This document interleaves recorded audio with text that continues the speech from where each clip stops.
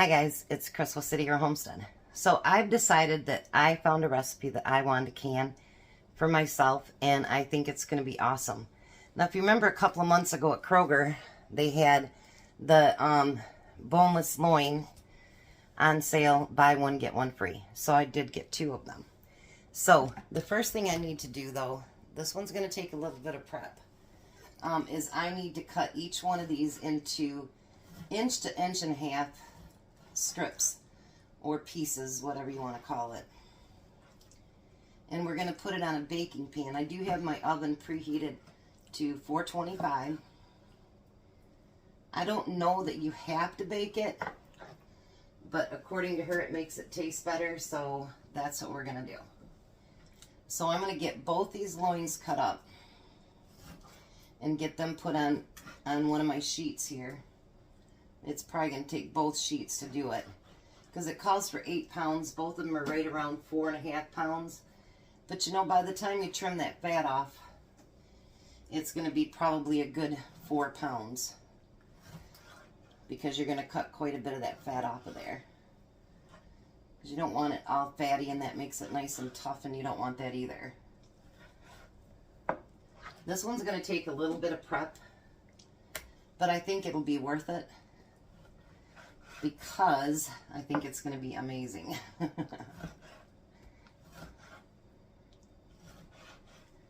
Alrighty. I'm still in pain, so, you know, I'm not doing as much as I could be doing, but I definitely want to get this one canned because for Christmas I plan on giving my kids quite a few already prepared meals. And so basically a lot of this canning that I've been doing is going to be for my kids as well. Because you never know, you know what I mean? I'm not a fear monger, but you never know what life's going to hand you. I mean, look at all the hurricanes, everything else that's happened. You know, you never know. And it's nice to have a prepared meal that if you had to, you could even eat cold.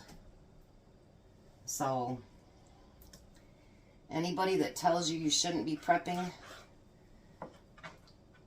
you know, because they think that we're promoting fear or something like that, they haven't seen, must be the devastation that could happen to us. And throughout all the devastation, you want to make sure that you can feed your family. Now, did a lot of those houses get, you know, they floated away and there's nothing they could have done? But there's homes that are way up there too that people just couldn't get to, and you know, they don't have any food. So my suggestion always is to have at least a week's full of food, no matter what the circumstances are. And if I cut up too much meat, then you know what, that's okay. We can either recan it, refreeze it, whatever. So, because it'll be cooked. So I'm going to do this other one and then I'll be back. Alright, so I have both sheets cut and the fat trimmed off and everything. Now we're just going to use salt and pepper on it. We'll do one at a time here.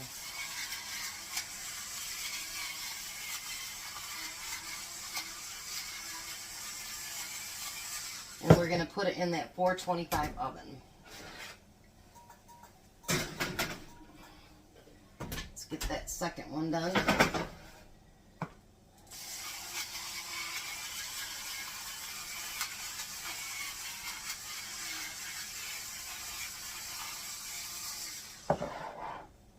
Now she used like canning salt with hers. I'm just using regular salt. Kosher salt's what she used. I'm not using that. I'm just using regular salt. Okay, so now while we're waiting for that to cook, we're going to cook it 15 minutes on one side, go turn it over, and cook it 15 minutes on the other side. So the next thing we need to do is, I have 3 carrots I've grated up. We're going to put that in the bowl.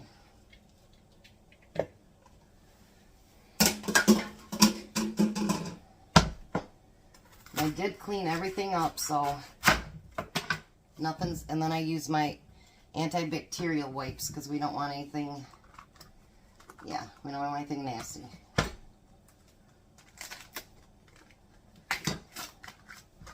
So now I thought that maybe she would have said to shred this, but she just said to cut it thin. So we're going to get that core out of there. This is the one thing I hate about cabbage, is the core and how hard it is to cut through it. She said a half a cabbage, but I bought a small head, so I'm going to use the whole entire thing. And if I don't use it all up, that's okay. I can use it on something else. Not a biggie.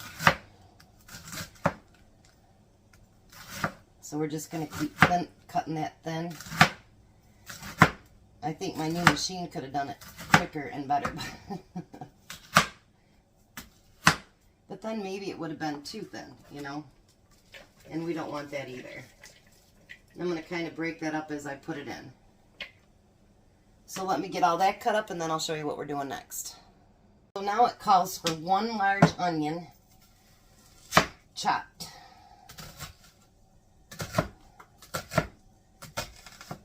It didn't say to finely chop it, just chop it, so I'm not going to worry about doing tiny little pieces, anything like that.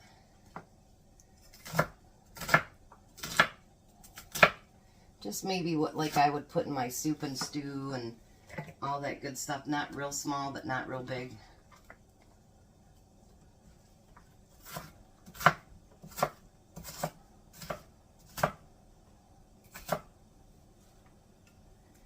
Oh, and I didn't tell you guys what I was making either, did I? So we are making pork egg roll in a bowl, but pressure canned. So this you could put over rice. Tom and I were talking about it. You could put it over potatoes. You could actually drain it and put it inside of your egg rolls. You could use it in a lot of different ways that you know, be creative, and you could use it. Alrighty. Whoops. I missed one. Don't want to do that. Now, because normally I heat up my jars in the oven, but because my oven A is too hot to do that, and B, it's full. So what I'm going to do is when it gets closer to it, I am going to get steaming hot water in my sink, and I will put all my jars in there to keep them, get them hot. And then we'll turn the canner on when it gets closer to that time too. So now we want to make sure we get all those mixed in together with the carrots and the cabbage and the onions. And if there's something else you want to add to it, you know, by all means. You know my thing. Your kitchen, your rules, you do you. Now, for those of you that say this will be a rebel canning recipe, it's not, because you can can cabbage with other things. It's the USDA says not to can it by itself, which I do that too, but not today. I'm not. Today I'm not trying to rebel. I think her name is Jenny Go, I think. I've used a few of her other recipes too, but this one looked really, really good. So let me clean this mess up, and then we're going to make us some broth. All right, so it asks for 17 cups of broth, chicken or pork broth. I'm actually going to make my own, and I used 18 cups instead of 17 because I'd rather have a little bit too much than not enough. So we need 6 tablespoons of the Knorr. Here it is. The Knorr chicken bouillon. So there's 3, 4, 5. I thought I'd ordered chicken and I ordered beef, so I had to stop at Sam's this morning and get it. Now we need a tablespoon of ginger.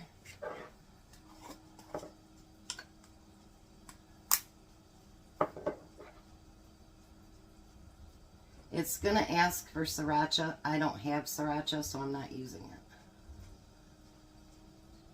If you have Sriracha, by all means, please do. And it calls for 14 cloves of garlic. So I am going to use, I'd say 4 heaping tablespoons of the garlic. If I don't lose it in there.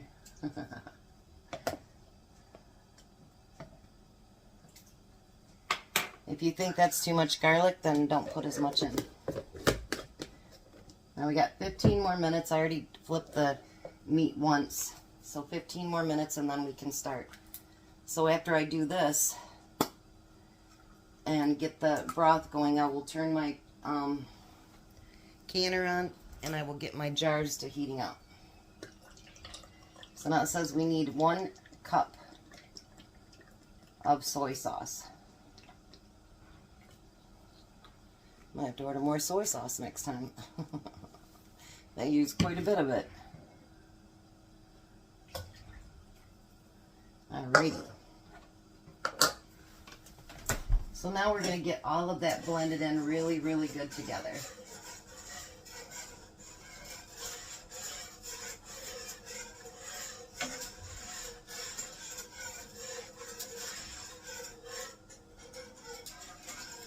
Look at that. Alright, let me show you. Isn't that pretty broth? Alright, so now I'm going to get everything set up to start canning as soon as the meat comes out so that we can get everything put in jars. I'm going to get my jars heated up, get my canner heated up, get my lids, rings, all that good stuff, and so that I'm ready. And I'll be back and let's put this together. So I've got my canner heating up. I've got my jars nice and hot. So now what we're going to do is try to put about 1 pound of pork in every jar. And I'm just reaching in from my oven. Got my oven off.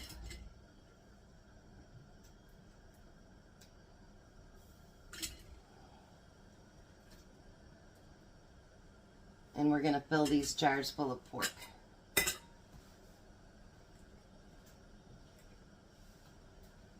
Now if I have a whole bunch left, then I'll go back through and we'll add a little bit more to each jar.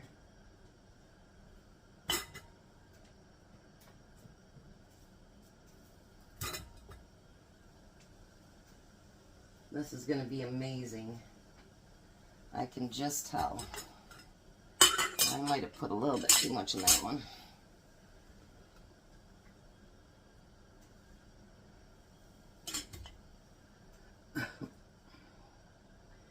I figure with the hot meat in there, it'll keep my jars still nice and warm so I can pull the next ones out. I think I'm going to have a lot of meat left. Alright, let me grab those last 4 jars and I'll be right back. Alright, so I had to really fill the jars with a lot of meat. So I don't know if that's going to make a big difference or not. So then we're going to jam in as much as we can of the mixture. And we're going to push that down as far as it can go.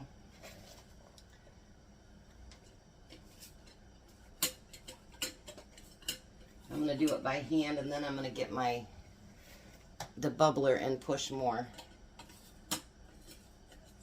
Because you know that stuff all shrinks when it cooks. So will the meat as well, because it's not all the way cooked.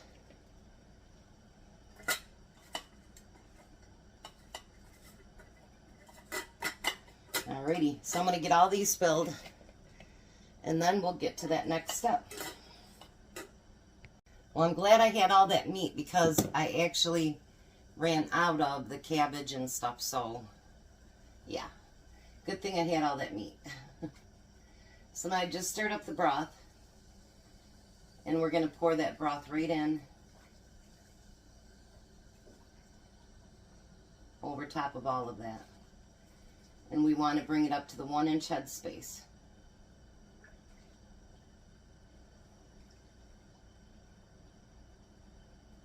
And I have to wonder if that's going to be enough broth. You never know until you cook a recipe if it's going to be enough or it's not going to be enough or whatever, and sometimes you have to make more broth. That's just how it works. We'll get that piece down in there. Oh, I thought it fell in the water. All of a sudden I'm like, oh no.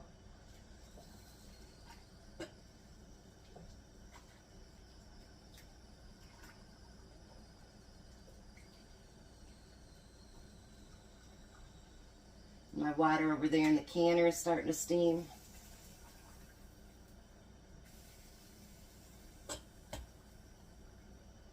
So everything's getting nice and heated up. And you want to make sure you get all those bubbles out, because there's meat down there too.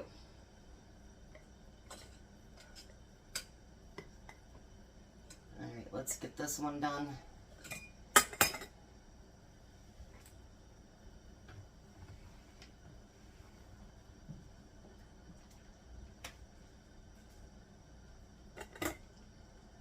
Look how beautiful that looks.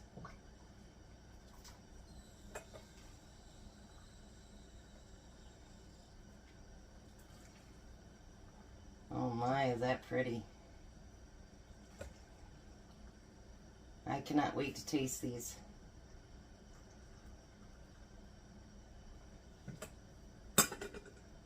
Now you can fill them all up at one time and then just go through and debubble them all at one time, everything else. But I'm kind of doing this so that you guys can see.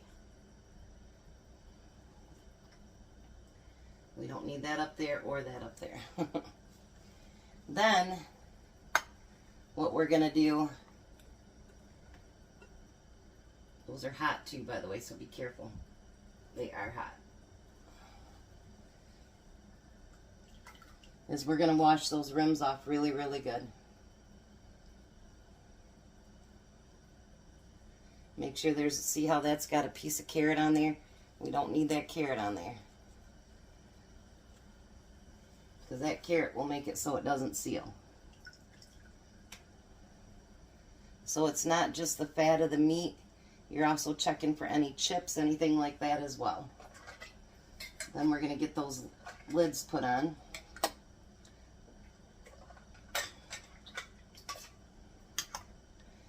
And then we're going to put those rings on.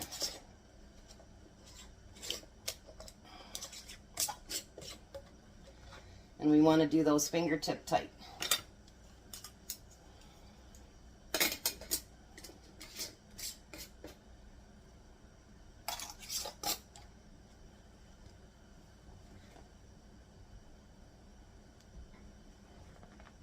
And then we want to just get them put into our canner. I'm going to get all these done and then I'll be back. Boy, I can tell I turned my air conditioner off. It's like really hot in here. So I got all 7 jars filled. I had maybe 1.5 cups, 2 cups left of the broth. So I think you could get away with 16 cups of broth instead of the 17 that she did or the 18 that I did. So I think you could get away with 16. So now because there's pork in it, we have to can for meat time. So once this starts steaming, then I'm going to put my jiggler on there. And once it gets to jiggling, I will let it can for 90 minutes. So, I think I'm going to turn my air conditioner. So, I will be back when it's all done. I am so excited about this one because this is something I found that I want to can for me and my family. So, 90 minutes plus the time to cool down. I'll be back. Alright, so there we go. You can still see it boiling. Isn't that beautiful? I love it. So now I have 7 more meals to put on my shelf. Well, actually there'll be 3 because I give some to the kids, but you can use it over rice. You can put it in your egg rolls. You can put it over potatoes. Whatever you want to do with it. Eat it alone. It doesn't matter. But look at how beautiful that is. Oh, yummy. I can't wait to try it. You guys have a blessed day. Be a blessing, and I'll see you at supper.